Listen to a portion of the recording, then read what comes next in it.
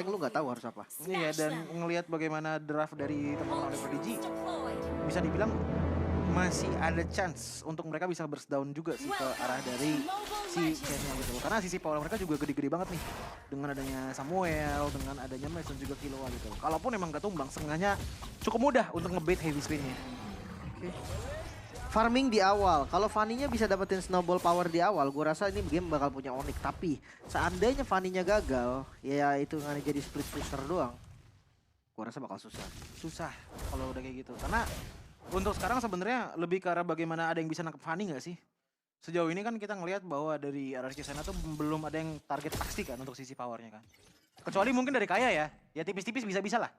Dengan Dominatus Descent gitu loh, dan juga Nightmare Spawn-nya. Tapi selebihnya dari itu, ya ini kalaupun emang ada stun from sisi, area semua bukan target lock. Oke, Flicker bahkan split gerbangnya depan slam maksudnya. Dan bisa dapetin 1 poin kill juga. Daniel bakal jadi target selanjutnya. Namun hilangnya buff dari Boise di awal ini menjadi satu kerugian untuk mereka. Dan bisa berdomino efek ke arah turtle-nya. Karena dengan hilangnya purple buff, otomatis akan ada beberapa momen di mana turtle harus di-delay dulu untuk mengambil ke arah purple buff dari Onyx Prodigy. Tapi pertukarannya menurut gue masih lumayan worth it untuk teman dari Onyx walaupun Boydezi yang numbang. Karena 2 poin kill ini langsung translate ke arah 800 gold dan beberapa assist juga yang masuk. Terutama ke arah Boydezi juga. Jadi walaupun purple buff hilang tapi dia masih bisa keep up dengan goldnya. Apalagi sekarang turtle yang biasanya itu identik banget kan. Turtle pertama untuk Onyx. Kayaknya sekarang nggak bisa deh. Lawannya jungle tank pertama. Dan yang kedua dia pakai Fanny juga. Sementara di arah gold lane, pertempuran antara Moskov dan Brody. Ini harus hati-hati juga sih dari Brody-nya. Kalau dia ya terlalu semangat ngepok terus ke arah match, tiba-tiba Fanny datang, itu kasusnya bakal beda juga. Tapi lihat Danielsa yang udah mulai nge-scout ke arah purple buff, nge-delay untuk Fanny-nya boy.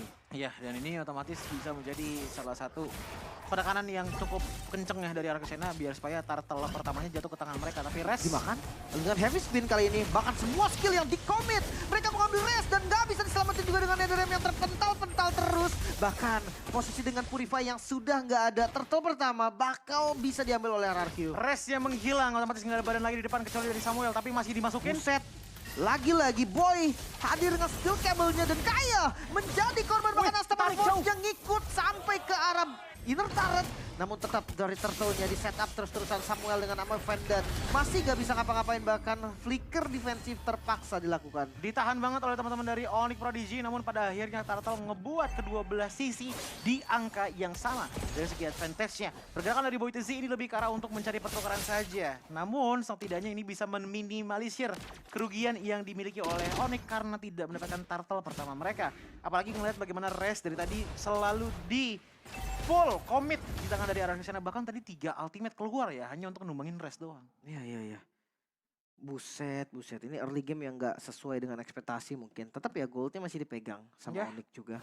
Dan bahkan ngeliat dari segi emblemnya pun di sini Fanny ngambilnya ke arah Swift, jadi mungkin akan ada penekanan ke arah jungle terlebih dahulu. Tapi tarikat Kandat ke arah Danielsa, bukan target yang tepat sebetulnya. Apalagi lihat posisi dari Boy yang gak punya purple buff heavy spin. Lagi-lagi membuat Netherrealm-nya jadi out of range. Bahkan datang kali ini Danielsa dengan flickernya masih bisa selamat juga. Res harus turun dari tunggangannya, namun Danielsa tumbang. Killua dengan damage yang cukup. Akhirnya bisa mundur lagi dan tidak ada korban. Lebih lanjut. Romer untuk Romer, namun bagaimana dengan purple buff? Karena dengan darah dari posisi yang tadi nggak penuh, otomatis dia setuang terlebih dahulu, tapi Killua harus ditumbangkan dengan begitu cepatnya. Lagi-lagi skill cable yang gak bisa ngapa-ngapain juga. Kaya bakal jadi target, tetap aja masih bisa selamat. Netherrealm yang selalu tercounter dengan heavy spin ini menjadi masalah yang cukup serius untuk Onyx. Karena dimanapun, di saat adanya mau ada penyelamatan dari Faramis ke lawan, itu selalu diusir dengan adanya heavy spin dan selalu dijepitnya ke arah tembok. Ngebuat akhirnya Netherrealm nggak pernah bisa efektif ataupun maksimal. Mentok-mentok yang bisa dilakukan adalah untuk sedikit menambahkan HP tapi tidak untuk menahan HP sampai habis. Itu yang gue bilang tadi, makanya gue bilang Parsia will be good. Ya mereka pick Akai, baru ada Faramis yang muncul. Jadi ini bukan di counter, tapi ditantang. Sementara Don, ya ada satu buah tunggangan yang dilakukan juga, tapi ini gak bisa sih. Masih terlalu tanky juga, bahkan lihat impact dari Chen yang membuat Boise gak bisa ngapa-ngapain lagi, heavy spinnya di commit. Dan lihat Netherrealm lagi-lagi dilakukan, Boise-nya tetap tumbang. Tidak bisa diselamatkan sama sekali. Bahkan Samuel yang hadir gak bisa ngapa-ngapain juga. Diusir dengan begitu cepatnya. Otomatis Boy itu sih nggak bisa hidup dan bahkan sudah ada 2 buff yang berarti dicuri oleh RRQ sana. Purple dan juga Orange yang telah dicuri ngebuat akhirnya ada gap level 1 antar jungle. Dan ini bakalan ngebuat smooth sailing untuk teman-teman dari RRQ Sena mendapatkan early game potensial mereka. Walaupun kita ngeliat adanya Fanny di early game yang bagus banget, tapi kita counternya bukan sama damage. Tapi dengan sisi power yang terus-menerus nempel ke arah Boy Z. Stopper area yang dibuat target lock dengan Chen. Dan ini Boyzi udah harus ini sih. Dia udah harus kasih satu lane lah buat dia. Karena gue ngerasa kalau dipaksa teamfight lagi itu benar-benar bakal berat banget. Dan lihat invade jungle kembali dilakukan Chen. Di bagian depan bakal steel cable dilakukan untuk mempercepat dari purple buff. Untungnya masih bisa dapat dan heavy spinnya seakan terbuang percuma. Counter setup coba dilakukan kali ini dengan slam split digunakan juga rest langsung menunggangi Chen. Dilempar lagi ke belakang namun Netherrealm yang keluar tidak ada heavy spin lagi. Cukup maksimal tapi sayangnya damage yang gak ada. Masuk dari Boyzi kali ini di bagian depan steel cable yang connect tapi damage-nya tetap kurang dan Killua bahkan bersama dengan rest menjadi korban. Momentum yang tepat namun tidak ada dengan adanya follow up damage tambahan dari Only Prodigy ngebuat RRQ Sena tetap memenangkan team fight walaupun skill resource mereka sudah menghilang. Lihat bagaimana dengan adanya heavy spin, dengan adanya Nightmare Spawn dan juga The Vision yang sudah dibuka, mereka tetap masih bisa menghilangkan 2 player dari Only Prodigy. Samuel bahkan yang terlihat kebingungan dengan Ruby-nya. Gak bisa nangkap siapapun, even itu ditangkap, gak ada burst damage yang cukup untuk dapetin short skill-nya. Iya, masalahnya kalau kita ngeliat dari item pun baru jadi Blade of Assist. Sementara kalau kita ngelihat dari Don ya, menggunakan Kara War X ya ini udah ngebantu banget dari segi power regen ya. Nggak cuman itu, Enchanted Talisman yang jadi item pertama dari Killua otomatis berarti untuk darah penambahan di saat yang terlalu dinyalakan itu nggak banyak-banyak banget gitu loh. Sama seperti halnya Samuel yang item pertamanya pun ini baru mau menuju ke arah Thunderbelt sepertinya tapi belum jadi. Ngebuat akhirnya Onyx Prodigy punya badan yang sangat oke di depan. Ada Res, ada Netherrealm, tapi ada damage-nya. Sekarang harus ada anti-regen sih sebenarnya. Nah kenapa glowing dari Killua ini sangat-sangat diperlukan. Dan lihat, udah ini gak usah di-fight lagi menurut gua, lepas aja dari buff-nya. Mereka nggak boleh untuk paksain. Tapi lihat, posisi dari Boy. Dia masih mau maju ke bagian depan dan ini bakal berat banget sebenarnya. Dilepas, pilihan terbaik juga I'm Offended coba untuk mencuri dari purple buff-nya. Walaupun nggak bisa juga sih sebetulnya. Dan bukan hanya dari purple buff yang bakal diambil. Objektif terakhir untuk turtle-nya juga bakal di-secure oleh teman-teman RRQ Sena. Nggak ada yang bisa dilakukan sama sekali. Bahkan Fanny dari Boy, dia udah bergerak langsung ke arah top lane. Dia langsung coba untuk potong lagi dari wave minionnya. Karena ya nggak bisa ngapa-ngapain juga. Di kontes pun agak berat tadi. Mereka harus cari nih cara apa yang sekiranya mereka bisa lakukan. Karena defensif dari Onyx Prodigy juga terlihat tidak begitu kuat untuk early game. Kecuali nanti match dengan full itemnya. Fanny pick yang menurut gue menjadi masalah serius untuk teman-teman Onyx Prodigy. Lagi-lagi orange buff-nya hilang. Dan Samuel gak menarik ke arah Danielsa, tapi bakal dibalikin sepertinya dengan heavy spin-nya cukup baik. Netherrealm lagi-lagi yang terlepas dari areanya. Bahkan steel cable yang dimainkan oleh Boy-nya hanya sekedar poke damage saja. Gak ada yang bisa dapetin point kill untuk saat ini. Damage yang kurang, ini menjadi solusi yang gak selesai-selesai.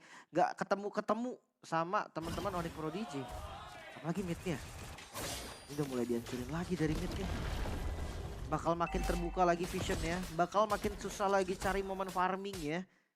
Entah Moskov, entah Fanny. Ini dari keduanya sangat-sangat membutuhkan gold. Dan mereka harus membagi source-nya mau gak mau. Tetap lane jauh, tetap untuk Fanny. Karena bisa dibilang untuk frontline dari RRQ Sena juga udah terbentuk semua gak sih nih? Dengan jauh head, dengan adanya lapu-lapu, dengan adanya Akai gitu loh. Dengan posisinya, mereka gak punya damage yang pasti untuk ngelawan tipikal frontliner kayak gini. Even match pun oke, single targetnya bagus banget. Tapi kan ini tipikal hero nabrak semua. Donnya loncat, Danielsa ini bisa langsung unstoppable force. Chen-nya bisa ngejauhin Moskov dan bahkan ngejepit Moskov power dari si match itu sendiri. Makanya nih Fanny-nya udah mulai berjalan dengan 4-1. Karena split push sekarang. Otomatis kayak gitu. Karena balik lagi, jungle aja udah mulai di-invade dan ditutup resource-nya untuk nggak bisa diambil sama Onyx gitu loh. Ya. 6.000 gold sih nggak kecil loh untuk di menit ke-9.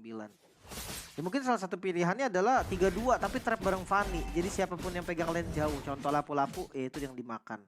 Atau ya Fanny-nya defense, yang maju Moskov. Woi, tarikan yang keluar. Gak bisa juga sih. Dan lihat itu Donnya sebenarnya bisa disetengahin darahnya sama Fanny. Seandainya 3-2 dia butuh damage sedikit lagi tambahan yang dibutuhkan. Atau 3-2 sekalian tiganya yang di atas gak sih?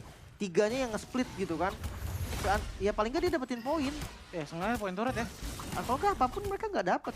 Ya Fanny-nya hanya farming aja udah. 3 turtle ditambah dengan turret yang masih utuh semua dari RRQ Sena. Ngebuat mereka akhirnya snowball dengan sangat-sangat besar di angka 7.000 gold gap. Nah makanya bawah sekarang udah mulai di-push nih. Tapi pergerakan dari lapu-lapu sepertinya sudah mulai peka dengan adanya Moskov di arah bottom lane. Apakah akan langsung menuju ke arah bottom lane? Dari down-nya?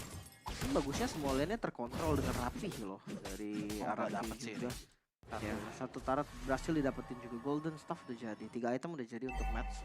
Tapi mampukah dia defense? Memang dia high ground defender yang lumayan kuat juga sih.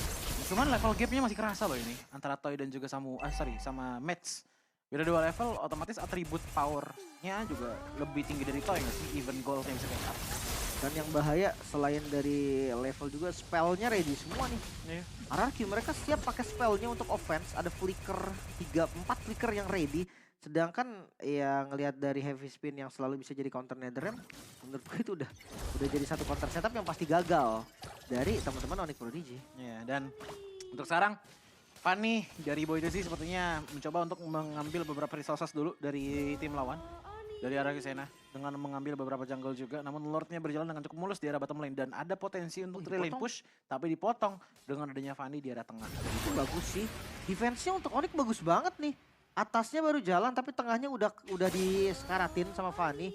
Masih ada pasif juga dari Bestaret di bagian bawah, namun Konsil kali ini Danielsa mencari momen. Masih ada flicker juga, ini yang harus diwaspadai. Sementara Don di bagian depan coba untuk menahan damage. Chen juga nggak bakal bisa lama-lama, dan lihat defensif yang begitu baik dari Onyx membuat mereka nggak kehilangan apapun. Ya, dan untuk sekarang lebih ke arah untuk buying time aja, tapi tetap ada gold advantage dari Lord yang cukup signifikan di angka sekitar 1.300 gold. Namun ngelihat bagaimana players gold by Infinix, sekarang kita fokusnya ke arah match terlebih dahulu. Dia menjadi gold players yang paling tinggi dari segi goldnya di angka 7.600.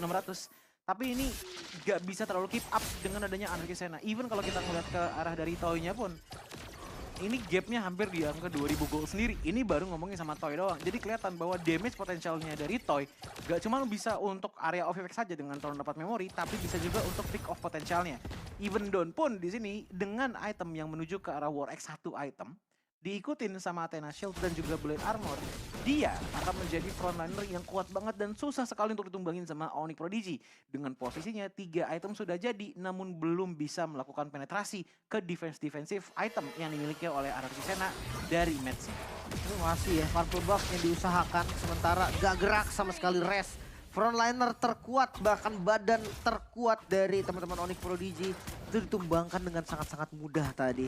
Tapi di bagian top lane ya Boyzi mau nggak mau dia harus main pakai ya. Kagak berasa itu apaan cutter tadi tuh. Nggak akan bisa ngapa-ngapain lagi karena Danielsa dengan lempar yang cukup baik. Killua kali ini kalau menjadi targetnya nggak bisa lari. Masih ada pasif untungnya, sementara dari mid lane yang bakal di-push.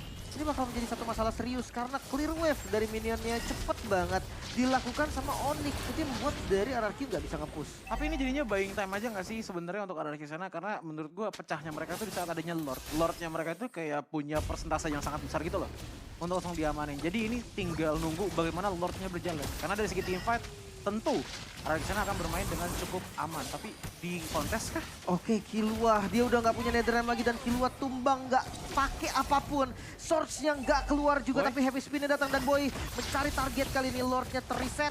Bagus banget setup Lord Dance dari teman-teman RRQ dan balik lagi ke arah gold lane-nya. Match tertangkap, match-nya hilang. Unstoppable berhasil diamankan dan gak bisa kemana-mana, tapi kaya menjadi pertukaran yang cukup baik. Lempar lagi Injector dan Boy tidak selamat, menyisakan rest seorang. Naik dari rest-nya, apakah damage-nya cukup? Karena kali ini tersisa 2 frontliner saja dan gak kuat sepertinya.